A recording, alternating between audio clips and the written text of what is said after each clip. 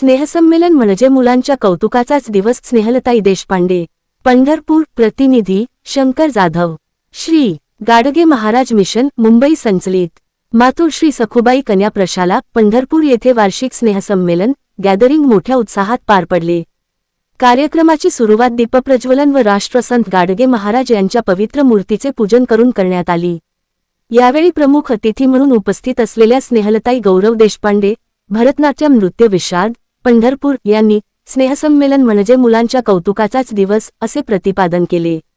कार्यक्रमात विद्यार्थिनींनी पहाटेची सुंदर गीते, देशभक्तीपर गीते, लावणी, कोळी गीते, पोवाडा तसेच विविध देवदेवतांची रूपे व गीतांचे सादरीकरण करून उपस्थितांची मने जिंकली.